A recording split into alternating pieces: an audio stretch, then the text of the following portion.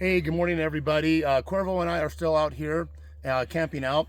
We're going to talk about our campsite a little bit later, our tent configurations, what's working, what's not. But what I want to bring is a common conversation motorcyclists have, and it's the panniers. The panniers are the side bags. So you basically have two major options: a hard case and soft. Right now, Cuervo's running his BMW GS 1200 with a hard cases. I'm running my KLR with some soft cases from Tusk. I want to point this out though. The main manufacturers out there, such as Tusk, what was the one that starts with M? What's this? Moscow Moto. Moscow Moto, Tusk. Many companies will make soft bag panniers that can go all the way down to the size of my daughter's DR200. And also the other one I wanted to mention was Nelson gear. So you can get soft bags to go all the way down to a DR200 and move all the way up to your bigger bikes. But here's the thing you have to remember. Here's the thing that I understand. I'm on a KLR 650. I can put hard rack system on that. You start dropping down in smaller bikes, you won't have an option for the hard cases. So unless you have a bike that can put the mounting racks on, you don't have an option for hard cases. The soft cases will do everything with or without mounting racks. And I'll get to that when I get to my soft ones. But we want to talk about some nuances of the hard case first. So what Joe gets with this, number one, he gets a hard shell. Closing it, to close it, he gets security, safety, and waterproofing, boom. Not a second thought. He pointed something out, a couple of things yesterday, which I thought was, I've never heard anybody say, but he's not saying it out of theory, he's saying it out of someone who has known, has gone through it. On a bike, when they had an unfortunate event, if you were to get T-bone hit or whatever, he knows somebody who was on the type of bike like this. The leg was here. When the car hit, the car pretty much hits a metal component here and a metal component here. The guy would have been in the hospital a lot longer and maybe could have lost a leg. My buddy Jeff was in that situation. He no longer has his leg from his knee down. So there's a protection point on this. Something else Joe pointed out is that a couple of videos ago, I tilted my KLR. His bike also went down. He has a heavier bike. It was much easier to lift because what this box did was it gave us maybe 15 to 20 degrees of angle where we were able to get underneath it and lift it. There's a lot of benefits to this. Expense-wise, what are you going to say? Combination of the boxer engine and the bags kept the bike from falling over flat. Okay, can you get that in shot? Yeah. So what Joe was explaining is, and thanks for the correction. I'm not saying that the whatever bike you have, you go with hard cases, you're golden. He's mentioning the boxer engine, and he has the crash bar here. So a combination on how this particular bike would do that protection theory I told you about. It also made it easier for us to pick it up. The expense-wise, let me think if I can think of the major companies that will that make this item. I've already mentioned a few. Let me not reiterate that. I will show you one other feature. So if you don't have these yet and you're watching this video as someone in between, I will tell you this.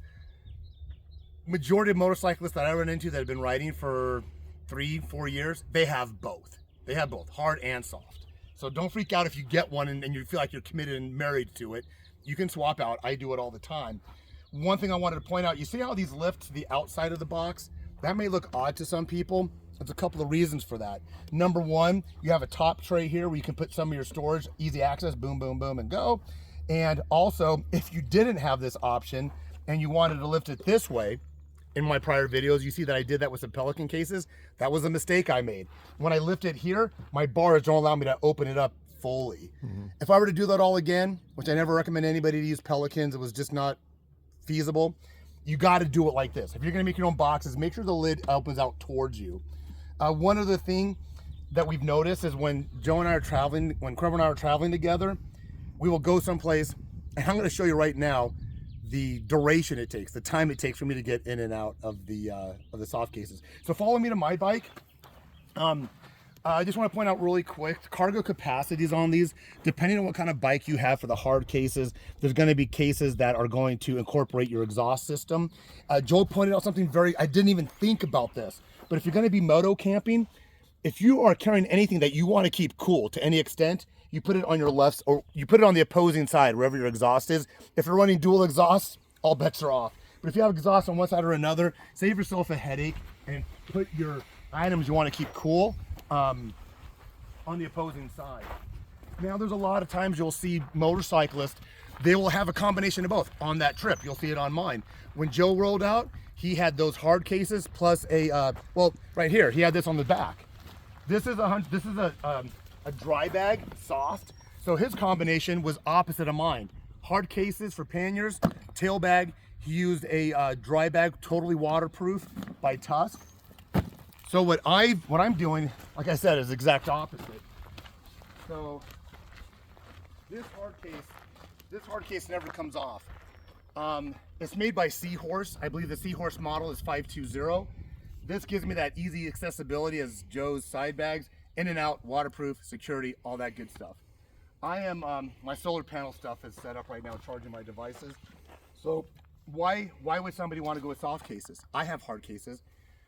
One thing about this, and I did an independent review on the Tusk, but let me do a comparison. So what I get out of this, it's lighter weight, not waterproof. I have a waterproof liner that has to go inside.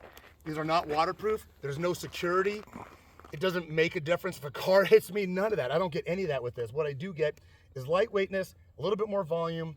What I like about this configuration, it has two separate pockets in front and back, both bags that can hold water bottles. So I keep water bottles in here. The other nice thing about it, when you're at your campsite, this is on I got Happy Trails in front, Tusk mount in the back. So I got Tusk mounts in the back and a hard rack. But what other nice about it is, if I get to camp, I could pop these off and on very easily, like a hard case. But if I wanted to carry the cargo, but all my camping gear's out of it, what's nice about these will collapse and make it a very low profile. So if you're gonna have a base camp, but you want to carry a few things with you, but you don't want to have the girt of a hard case, then this will accommodate that. If a couple of things, if we're on the BDR, Corvo and I are doing some off-roading crazy stuff, and maybe we'll reload it down a bit. This might, these get great reviews on Tusk. If you go to Rocky Mountain ATV, I believe, they test these bikes out. These bikes have been down in rough dirt. This has a possibility of being torn, maybe not abrasion proof. Cuervo's has an opportunity to be dented, that type of thing. One thing too, people will look at for adventure riding is they're using their feet a lot. I'm not that adventurous, but somebody who's accustomed to motocross, all the time do you use your feet to pivot, stop, brace yourself? Some adventure bike riders are coming from that environment, and they're used to putting their feet down. On the hard cases, putting your foot down, and the bike in motion, a lot of people will say that it will hit the back of your calf. A hard case on the back of the calf doesn't really feel comfortable to them. So those are pretty much the differences. Once again, just keep in mind that when it comes down to it, quality, price, some of it has to do with character. Obviously, I picked a color pattern that matches the desert stuff that I like to complement with. I will always, this is a Nelson Gear. I was going to point this out. So Nelson Gear is another manufacturer that you can look at too. These are my fuel bottle holders. Nelson Rig. I'm sorry, thank you for the correction. So Nelson Rig is another manufacturer. This 520 box, by the way, I put these footman loops on it. That's something that I did just to, KLR's people were kind of like that. Go to the front real quick, Joe. So one thing I was just going to point out too, I'll do a tank. This is tankvest.com. Everyone always asks, where'd you get the tank vest? So tankvest.com for this, but I put on a Tusk, another water bottle here. So if I drop those, I always have, there's one on both sides, looks just like that. So this is also made by Tusk. So if you guys have any questions, I know I didn't cover everything, not every manufacturer. You get different volumes, both in the hard case and on these soft panniers, but make sure it works for you. I have both. I'll probably swap out, depending what I'm doing. And don't, like I said, don't think you got to be married to it if you got one or the other. You'll probably evolve and say, I have one of each. Other than that, just keep in mind what it takes to put the soft packs on. They're more universal, all the way from a DR200 all the way up. Racks, no racks, but you're looking at hard cases, you need to have something that has a rack system. So thanks again for tuning in. We got more product review on the way that we're going to do here at camp before we hit the road. Like, subscribe, get out there and ride. Thanks for sharing Memorial Day weekend with us. You guys have a great day.